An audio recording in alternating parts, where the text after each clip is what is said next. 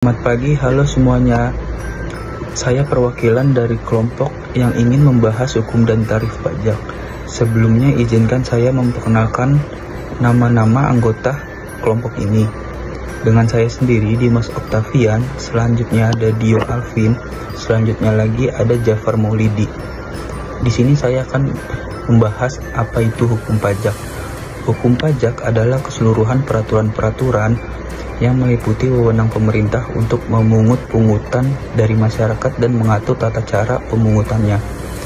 Hukum pajak mengatur hubungan antara pemerintah sebagai pemungut pajak dengan rakyat sebagai pembayar pajak. Selanjutnya, jenis-jenis hukum pajak. Di sini jenis-jenis hukum pajak dibagi menjadi dua. Yang pertama ada hukum perdata.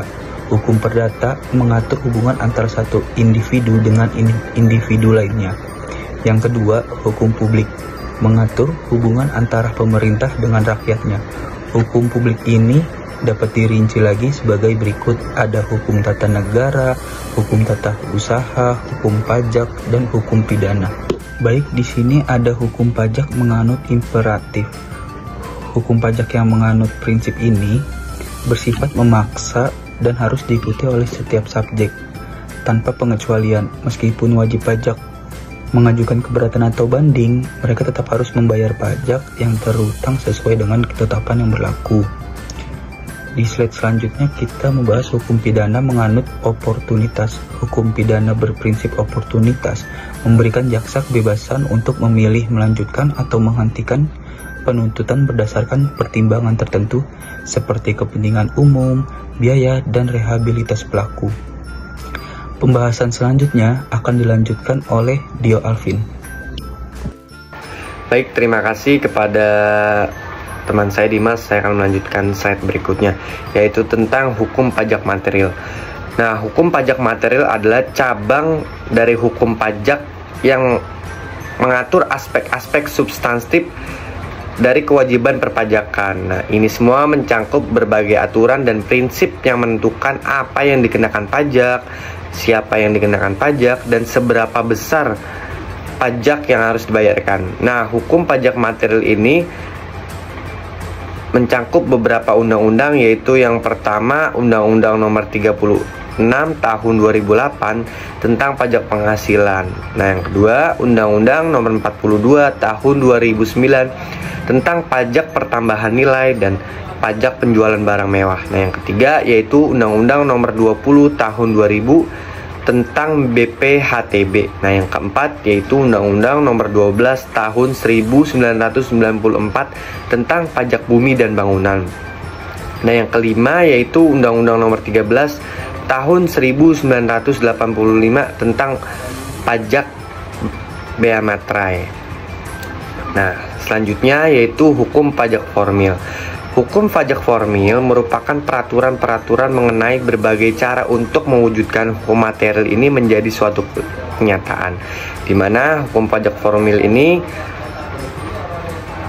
ada beberapa norma-norma yang terkandung di dalam hukum, yaitu yang pertama, kewajiban bagi wajib pajak harus menyelenggarakan pembukuan atau pencatatan dan memiliki hak untuk mengajukan keberatan atau banding terkait perpajakan. Nah, yang kedua, pemerintah memiliki hak untuk mengawasi wajib pajak terkait keadaan, perbuatan, dan peristiwa yang mempengaruhi uang pajak.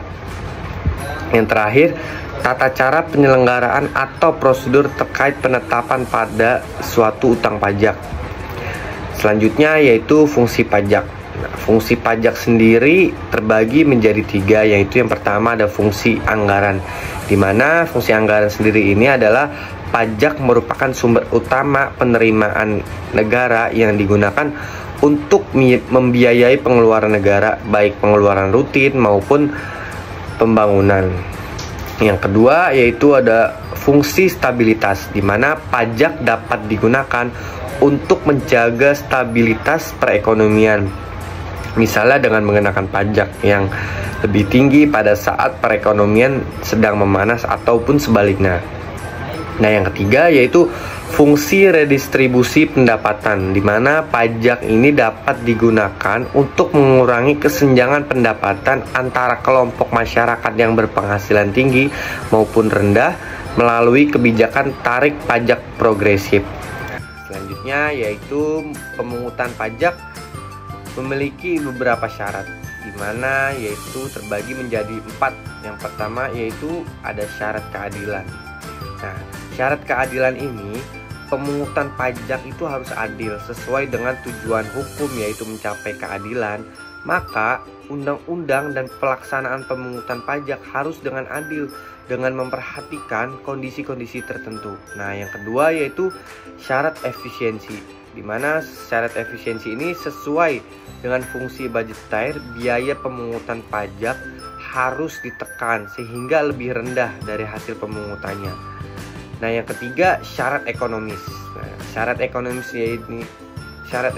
yaitu pemungutan tidak boleh mengganggu kelancaran kegiatan produksi maupun perdagangan.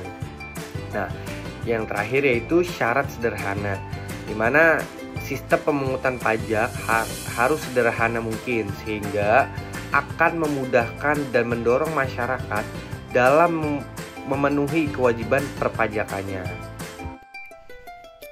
Selanjutnya, saya akan menjelaskan tentang tarif pajak dan jenis-jenis tarif pajak. Tarif pajak adalah persentase yang dikenakan pada pendapatan, penjualan, properti, atau transaksi lainnya untuk menentukan jumlah pajak yang harus dibayar oleh individu atau entitas, dengan variasi tergantung pada jenis pajak, penghasilan, dan undang-undang pajak di negara atau daerah tertentu. Selanjutnya, jenis-jenis tarif pajak. Tarif pajak memiliki 4 macam.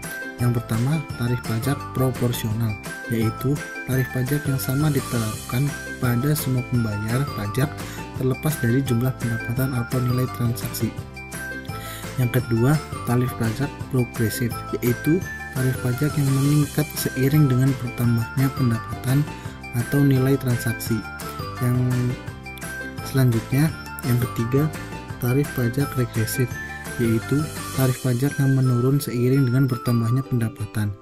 Dan yang terakhir, tarif pajak tetap, yaitu tarif pajak yang tetap dan tidak berubah, tidak peduli berapapun jumlah pendapatannya.